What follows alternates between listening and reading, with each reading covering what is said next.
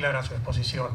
Yo le quería preguntar, siendo tan especializados en especial K, si conoce si ya existen los polvos para la tecnología de manufactura 3D aditiva, ya sea mediante la sintetización por rayo láser o por impacto a velocidad ultrasónica. Sí, ahí cuando uno revisa la literatura de los últimos 5 años, digamos, en general de acero para herramientas y en particular del D2, se ve que hay mucha actividad alrededor de lo que es manufactura aditiva. No tengo en este momento presente, porque no era lo que nosotros teníamos que encarar, pero se ve que hay actividad de investigación así de universidades, institutos y empresas alrededor del tema. ¿Las propiedades mecánicas serían parecidas? Ya tendría que, no quiero responder en el aire, digo. Me imagino que no, que requiere bastante desarrollo, digamos, sobre todo en lo que hace a tenacidad, no tanto en lo que es dureza o infraestructura. Creo que respecto a tenacidad, pues, pero es solo imaginación, digamos, no lo leí en detalle. Jorge, queríamos preguntar si la pieza desarrollada iba mecanizada y qué tratamiento térmico hicieron posterior al fundido para poder mecanizarla correctamente. No en este caso, hubo un cambio de diseño ahí que quizás lo pueda explicar mejor Rubén para no tener que ser mecanizada. Creo que no iba mecanizada, decía.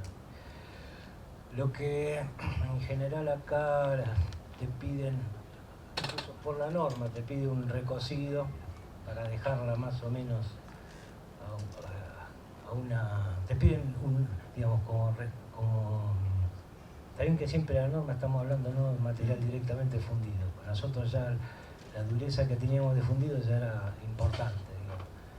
38, 37, no puede ser. Pero... Claro, pedían... La norma pide bastante más abajo, digamos. La norma pide bastante más abajo. No fue en este caso un tema porque no era una pieza que requiriera mecanizado, pero puede serlo. Ahí va a quedar, habría que hacer un recocido importante porque en bruto de colada no era blanda, digamos. Muchas gracias. Bueno, muchas gracias, Jorge.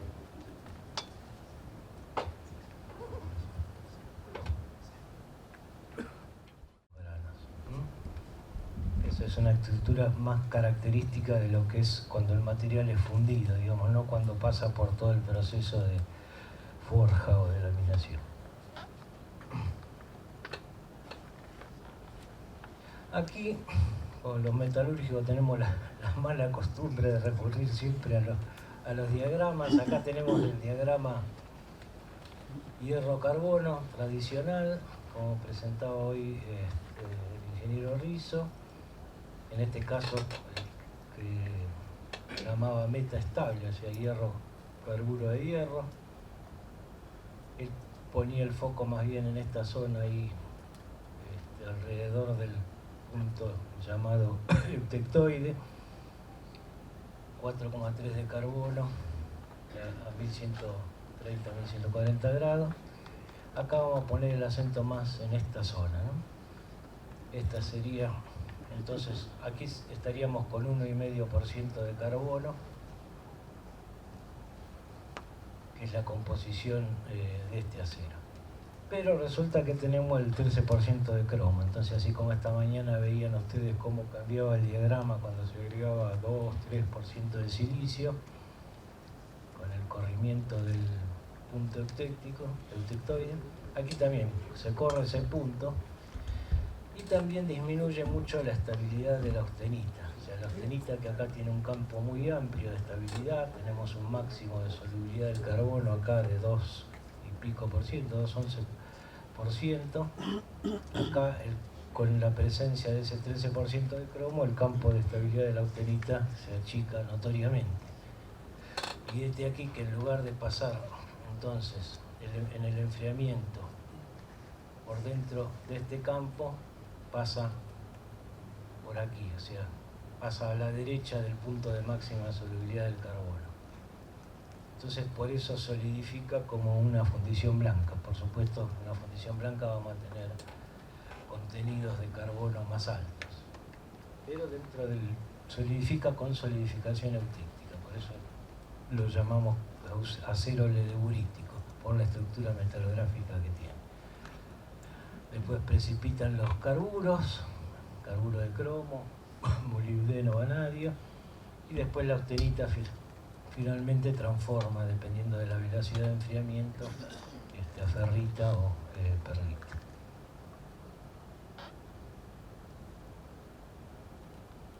Bueno, dentro de los estudios que revisamos ahí previamente alargarnos a la discusión de las piezas, encontramos algunos que analizaban la influencia de la temperatura de colado.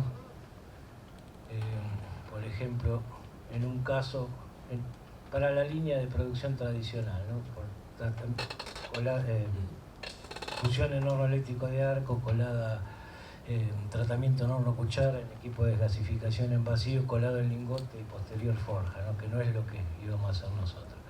Pero vemos aquí que con temperaturas de colada elevadas, al final del tratamiento en vacío, no son recomendables, digamos, se obtienen carburos de un tamaño muy grande y mayor segregación. Y en función de la velocidad de enfriamiento, con distintas velocidades, quizás la más lenta sea más representativa de lo que sería una pieza fundida en molde de arena, también mayor tamaño de carburos y eventualmente precipitación de carburos eléctricos adicionales. El tratamiento térmico de este acero, entonces, tal como está previsto por la norma, sería un precalentamiento a 820 grados, obtenización en el orden de los 1000 grados, enfriamiento al aire y un revenido puede ser a 200 grados, un revenido corto de 2 horas y una dureza mínima en el orden de los 60, un poco menos de Rockwell C. Aquí vemos las curvas de enfriamiento continuo o transformación. Aquí para este acero, acá tenemos las temperaturas y acá tenemos los tiempos y las distintas velocidades de enfriamiento. Acá tendríamos una velocidad de enfriamiento rápida, acá tendríamos una velocidad de enfriamiento lenta. Y lo que sucede entonces es que aún con velocidades de enfriamiento no tan rápidas, llegamos a la temperatura de formación de martensita, ahí en el orden de los 200 grados, y por eso admite enfriamiento al aire, digamos, porque no requiere una velocidad de enfriamiento tan rápida como si esta curva estuviera más cerca, la curva esta estuviera más cerca de este eje de tiempos cortos, ¿no? Se permite, digamos, poder enfriar relativamente lentamente con formación de martensita. Y una vez que pasa la austenita a perlita o ferrita o vainita, se produce también la precipitación de los carburos. Esto sería ya en el tratamiento térmico. Como antecedentes usamos experiencias previas de acerías 4C en función de matrices corte de espesor grueso en un acero DIN 1.2382, que es bastante parecido, donde había habido en su momento dificultades para el corte de los montantes. Y producción masiva hubo en el país en acero Zapla, también en lo que fue el establecimiento metalúrgico de Santa Rosa, después Hacienda Planta 1, en el caso de Zapla en particular, seguía una ruta, ya era una producción masiva, no estamos hablando de kilos, sino de toneladas. Horno eléctrico de arco de 20 toneladas, de gasificación en vacío, era un equipo por recirculación, colado en lingotes, después refusión bajo electroescoria y forjado de los lingotes resultantes, ¿no? Todo un proceso bastante complejo, digamos, con mucha agregación de valor para la obtención de dos en forma masiva, con una ruta más clásica. Y en Hacienda planta tablada, un proceso similar, lo único que el equipo era de gasificación en tanque y que no disponía de refusión bajo electroescoria. Esto se perdió lamentablemente en lo que fue la segunda ola de desindustrialización de la Argentina, estas cosas se perdieron, como se perdió la fabricación de rieles y exportación de rieles, como se perdió la fabricación de perfiles pesados, etc. Y todo esto, hoy por hoy, toda esta producción masiva de aceros para herramientas, incluso de aceros inoxidables largos y aceros para herramientas largos y aceros inoxidables largos, se perdió. Acá era intentar, digamos, hacerlo en piezas pequeñas, básicamente resistentes a la abrasión por el tipo de uso a la que estaban destinadas. Acá tenemos la pieza que nos envió un cliente con su composición química, que se ajustaba bastante bien a la composición que prevé la norma esta ASTM 581 para el grado de 2, y con una microestructura que daba la impresión, por las características, de provenir de una ruta así: horno eléctrico, horno cuchara, vacío, colado en lingotes y quizás sí o no refusión bajo electroescoria y forjado, con un grano muy fino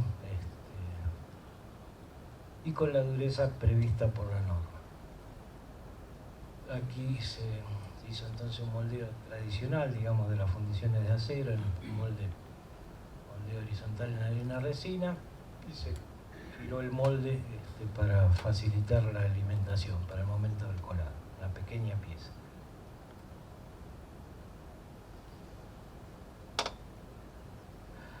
Entonces, esto se hizo en un horno que está disponible para hacer este tipo de pruebas, ahí en Acerías 4C, con una cuba de 100 kilos, carga de retornos de 1045, chapa de inoxidable 430 y las ferroviaciones, ¿no? Ferrovanadio, ferromolibdeno, grafito, algún ajuste con ferrocromo también. Temperatura en horno 1600, después se dejó bajar, colado en una cuchara de 250 kilos y se colaron inicialmente 2 probetas y 2 piezas a diferentes temperaturas. Aquí el colado de la primera pieza y el colado de la segunda pieza. Para colar la segunda pieza dejamos bajar la temperatura un poco para tratar de ver el efecto de las temperaturas más bajas.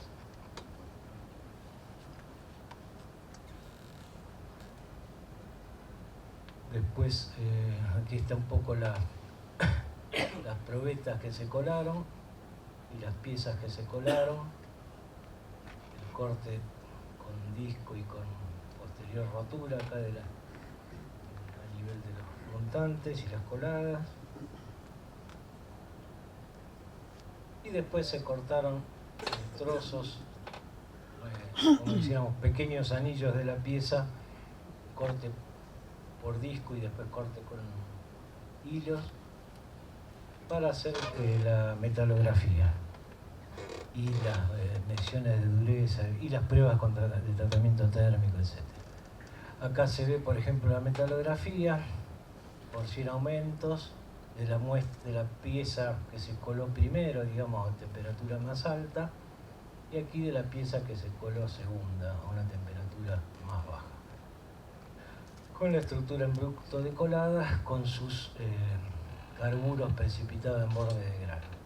Se observa más o menos que las 2 micros, en distintas zonas, ¿no? En distintas zonas a cierta distancia de la piel.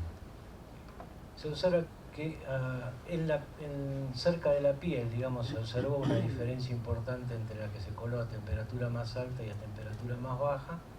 Tenemos acá un grano bastante más fino que aquí. Después ya son más o menos homogéneas, no hay tanta diferencia. Pero en particular ahí cerca de la piel se notó el tema del colado con una temperatura más baja.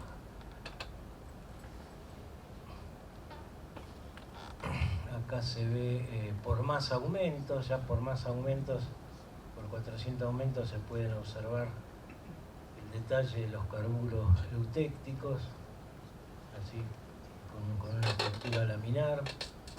los bordes de los granos. Y aquí, utilizando el programa de análisis de imagen, el Material Plus 4.2, se obtuvieron para las dos piezas los porcentajes de carburo eutectico y de la matriz, con un ataque conital. Bien. Bueno, después se hizo el tratamiento térmico. El enfriamiento al aire no nos dio el resultado esperado, no salió la dureza necesaria. Hubo que recurrir a un enfriamiento más rápido, en un medio más fuerte, con polímeros. Y finalmente acá tenemos un poco la comparación entre la pieza que había enviado el cliente, la pieza producida en 4.6 y los requisitos de la norma. Que se obtuvieron el requisito de la norma, que era muy importante en el sentido que una pieza va a trabajar básicamente a resistencia a la abrasión, en lo que es triturado de soja. Y la composición química también pudimos reproducir bien la exigida por la norma, como también tenía la pieza recibida de muestra. Y la microestructura, ahí sí se observaron diferencias, probablemente porque la pieza originalmente era una pieza que había sufrido un proceso de formación en caliente, con un grano más fino y con carburos no formando una red como en nuestro caso.